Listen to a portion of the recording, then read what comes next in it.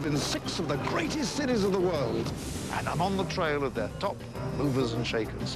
They're not all cut from the same cloth. In our globalized world, don't make the mistake of thinking everywhere's now the same. Each great city marches to its own tune. My background's diplomacy, cultivating networks. As an ambassador, my job's to get to know some of the most powerful people in the world and find out what really makes them tick. Crime, glamour, power, and influence. It'll all be there. In these 6 cities, I'll grapple with the dark, Machiavellian heart of politics. I'll witness up close the lives of the immensely rich. And I'll get into the minds of those who really rule the roost. This is a journey to uncover the networks of power.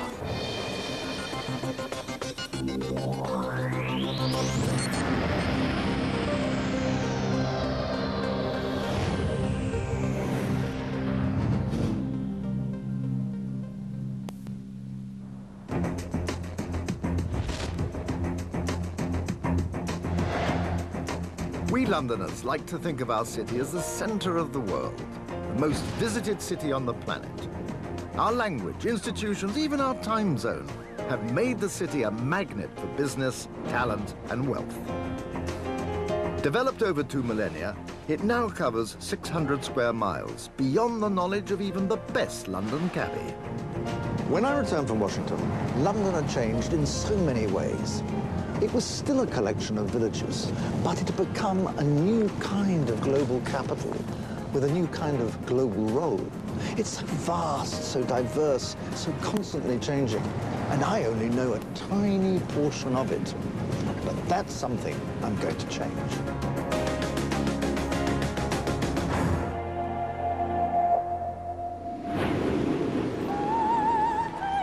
People are drawn here from across the world.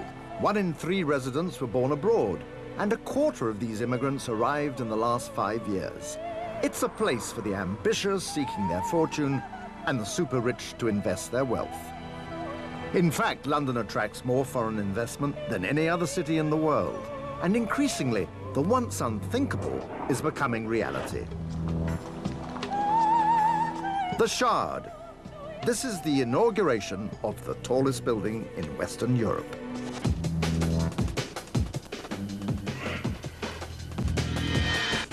Towering above the city, the Shard takes its cue more from Dubai than Christopher Wren. It's an impertinent symbol of a major shift in power.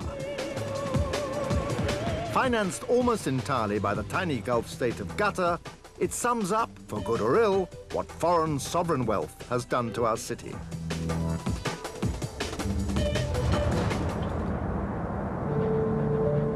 But the man behind the project is a Londoner through and through.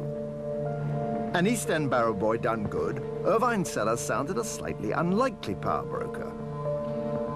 Starting out in Petticoat Lane selling gloves, he now has a development portfolio worth billions and is the driving force behind the Shard. Good morning, Sir Christopher. Irvine, good morning. Welcome to the Shard. Well, thank you for having me. I mean, I'm just overwhelmed by this view, and I'm hardly up the top, am I? No, you're quite a low floor, actually. We're 14. Once you get to the restaurant levels 31, 32, 33, then you're beginning to look down on London, and London looks toy town. The hotel is 35 to 53, but at the very top, you then are in an aircraft that's stalled. Did you wake up in the night and say, I want to build something massively tall? Yes, to use your I phrase. didn't wake up in the night. I was awake when I thought about it. Now, you had to overcome a lot of obstacles to get to where you are today. Generally do in life, don't you? And even at the public inquiry, which was a bit of an ordeal, really. It is. They were all against you, weren't they? Oh, yes. It was a stake through the heart of London, I think they said. A stake through the heart of London? Yes. What made you go to an Italian architect? Well, I like Italians. I don't think we'd have got consent if we had not had somebody like Renzo Piano. Yeah. But Renzo Piano caught the bug, if you like. I think he did. Once we'd settled our design, at that point, I knew we would be building something that would be the best building London's seen. It will be on the back of £50 notes and postage stamps, which gave us the confidence to say this is a fight worth winning. What does it do to you to think to yourself, this building's going to be a memorial to you, Irvine Sulla? You're immortal well, like Christopher Wren in St Paul's Cathedral. If you're looking for a monument, look around you. I think I could take credit for making it happen. It wouldn't have happened without me. Wouldn't have happened without the funding we got from Qatar. The Qataris have something of a shopping habit when it comes to London landmarks. They now add the Shard to a collection which includes Harrods, the Olympic Village, and nearly a quarter of Canary Wharf. At the building's launch, Prince Andrew and Boris Johnson played second fiddle to the main man, Qatar's Prime Minister. This building and this occasion showed the partnership between Qatar and UK. We are committed for this friendship. We believe in investing in your country. We are not doing it just to please you, but we think it worked for both sides. They understood that it would be a symbol for London and a symbol for a Qatari-UK link at political as well as commercial level. Say what you like about the architecture, and personally, I think it's great. It's a tribute to the determination and single-mindedness of one man, Irvine Sulla. I'm not at all surprised that the Qataris have decided to make this the jewel in their crown of investment in London. And after all, foreign financing, an international labour force, an Italian architect, all driven by a bulldog of a British entrepreneur, isn't that the very model of 21st century London? It's not just the Qataris who like the look of London. Foreign investors now own over half of the Square Mile's offices. Newspapers are another London asset that appeal to the global super-rich. So I've made a date with my friend Sarah Sands, editor of London's daily paper, The Evening Standard. Her elusive Russian proprietor bought the paper 3 years ago and is someone with real power. But first, I have to get past the gatekeeper. Nice to see you. Very good to see you. Sarah and I agreed that in today's London, talent cuts through the hidebound traditions of old. But London hasn't always had that reputation. No. How and why has it changed to become this incredibly aspirational metropolis? Immigration's had a lot to do with it. So when you think back of old films with men in brollies in Whitehall, and you've really seen power shift in London, and it's tremendously meritocratic and it's totally global. It is interesting how much we've benefited from all the troubles around the world. We have become a sort of safe haven. And it isn't just about low tax, it's a nice place to live. You always have to remember that when people say, well, I could move to Abu Dhabi or something, yeah, but you wouldn't want to, really, would you? Whereas you would live here, you would actually live here, and you know what, your children would want to live here, your teenagers would want to live here. It's a really kind of funky place to live, as well as being economically appealing. So, I mean, as far as the media is concerned, I really can't, in London, do better than talking to the editor of the Evening Standard. But the owners, the Lebedev father and son, Yevgeny, I believe the son lives here in London. Mm-hmm. He's a British citizen. So tell me. Here was my chance to land the big one. I would go and see him, shouldn't I? Yeah, I would go and see them first, I think. That's Sounds fantastic. What you need. He's your first point of entry. This is great I've got advice, you in. Thank you. Sarah was as good as her word, and I was duly summoned to the office of her proprietor. At the tender age of 32, Yevgeny Lebedev owns the Evening Standard and the Independent, together with his father, the billionaire Alexander.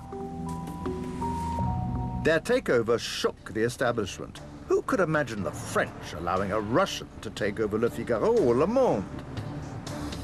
But what most shocked me, as someone who spent years playing cat and mouse with the KGB, was that Lebedev Sr. first came to London as a Soviet spy. In the long years of the Cold War, the Soviet KGB was our implacable enemy. Now, here I am in the heart of London's Mayfair, about to meet someone who is the son of a senior KGB officer who's bought a bunch of British newspapers. It just blows my fuses. Yevgeny has chosen to make London his base, Good morning. Good morning. Thank you very much for having me Great here. to see you. Collie, is this an office or a small art gallery? Would you Something say? in between. Look at these bullfighters.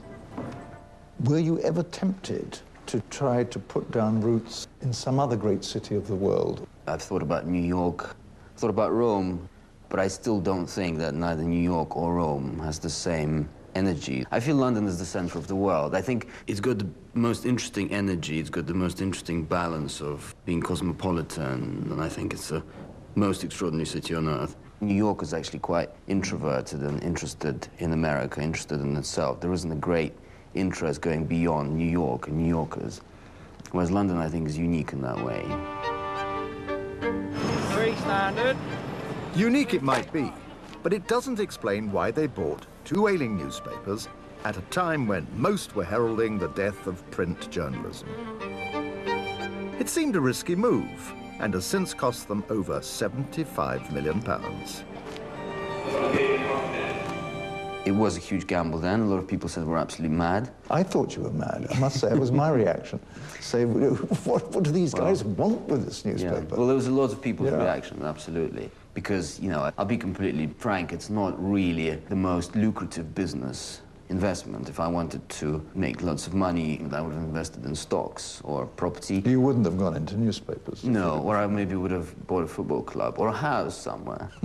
Being a newspaper proprietor actually opened lots and lots of doors. This was a kind of calling card. Yeah, I mean, I won't be shy about that. There is.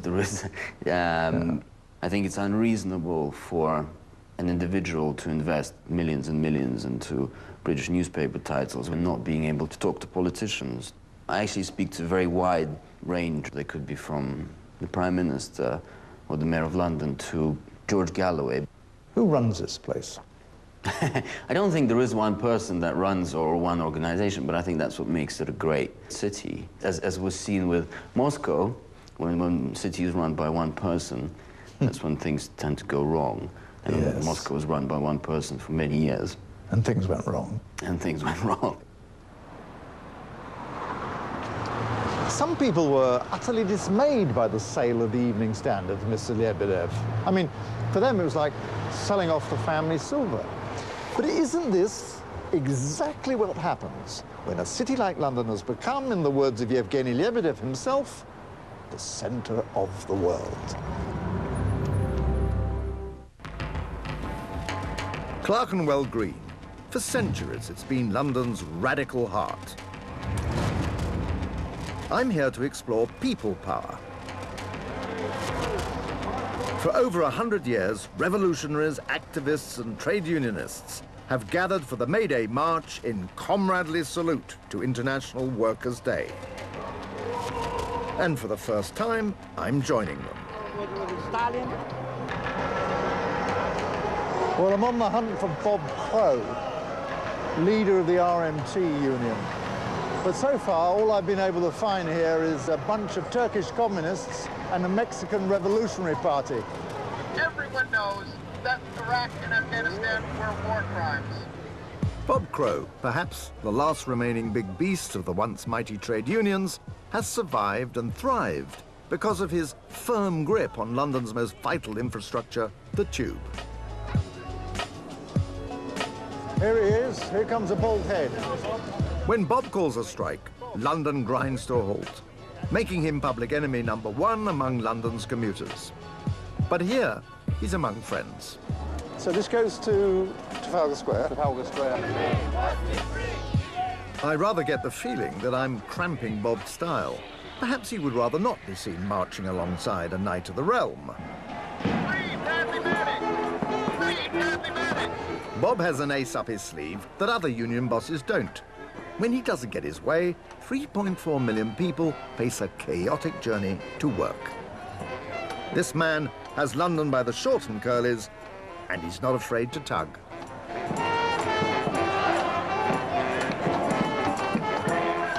What's the secret of your negotiating success when you're on the other side of the table from representatives of TfL or whatever? Well, how do you get your way? I don't know, really. Management know that we don't bluff. We do call strikes. We're not frightened about being unpopular. we say to our members, you've got two options. You either accept what's put on the table, or you stand up and fight. And in my view in life, that is